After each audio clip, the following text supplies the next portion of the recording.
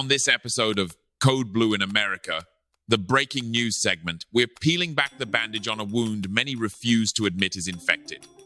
When hate is dressed in patriotic colors and denial is served with a side of not my problem, you end up with voters suddenly wondering why the monster they helped build is now knocking on their own front door. Let's get to it.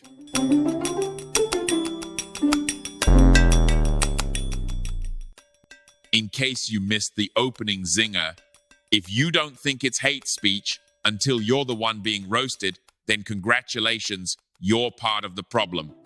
Yes, that hard truth sets the tone for the chaos unraveling across the country. Folks who gave their ballots twice, maybe even 3 times, to the man with a flair for dramatic divisiveness are now getting a taste of the very venom they cheered. Suddenly, it's not so funny when the fire's in your own backyard, is it? For clarity, please watch this clip from ABC6 interviewer shining light on a FAFO moment of a Trump supporter who is also a small business owner in dire need of immigrant workers. Vincent, you voted for Donald Trump? Yes, I did. 6 Nicaraguan men on May 27th were detained along US 1 in Sugarloaf Key on their way to a job. Vincent Scardina is the owner of the roofing company where they worked. Given his support for the president, we asked what he would tell the commander-in-chief. What happened here?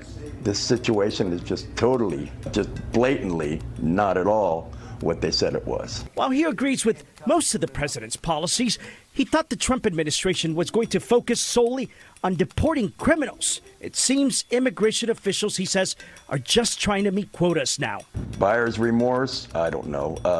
A little bit. I know of one landscaper that lost 9 or 10 of the whole crew he had, and he's just totally out of business all of a sudden. It's pretty obvious, I would say, that the reason why they were pulled over is because they're Latino men. Their immigration attorney says it should not have happened because 5 of the 6 have their paperwork in order with pending asylum cases. Valid work permit, not even close to be expired. And no criminal record, not here, not in Nicaragua. Losing these 6 men is losing a third of his workers. We're not able in Key West to just replace people as easily as, say, a big city. It's financially as well as emotionally. It takes a toll. You get to know these guys. You become their friends, just not an employer, but a friend. And you see what happens to their family. It's quite a shock. Our Exhibit A is that video you just saw and a case of I told you so. The sad truth is many voters knew exactly who they were dealing with. They just assumed the wrecking ball wouldn't swing their way. Just like in this next Exhibit B video, he screamed millions and millions of criminals in every campaign speech, like he was auctioning off fear, and y'all nodded like he was reading bedtime stories. What they have done to our country by allowing these millions and millions of people to come into our country, and look at what's happening to the towns all over the United States. And a lot of towns don't want to talk. It's not going to be Aurora or Springfield. A lot of towns don't want to talk about it because they're so embarrassed by it. In Springfield, they're eating the dogs, the people that came in. They're eating the cats. They're eating the pets of the people that live there. And this is what's happening in our country, and it's a shame. As far as rallies are concerned, as far as the reason they go is they like what I say. They want to bring our country back. They want to make America great again. It's a very simple phrase, make America great again.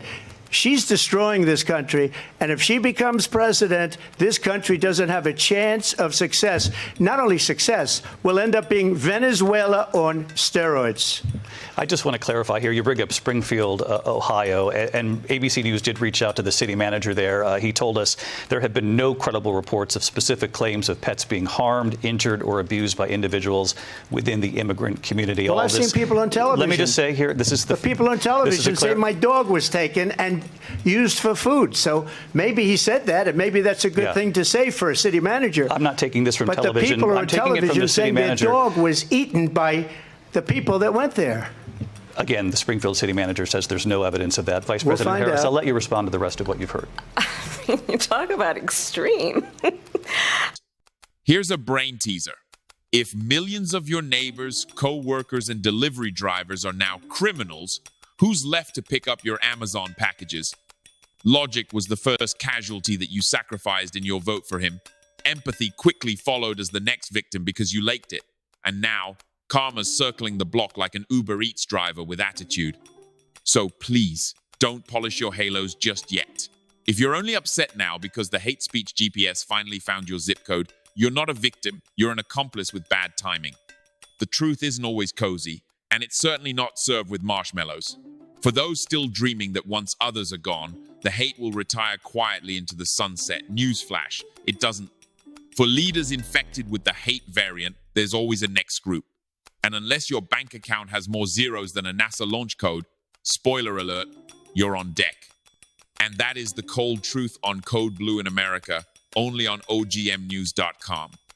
Until next time, stay alert, stay loud, and maybe, just maybe, start listening before the next roast has your name on it. Good night, America.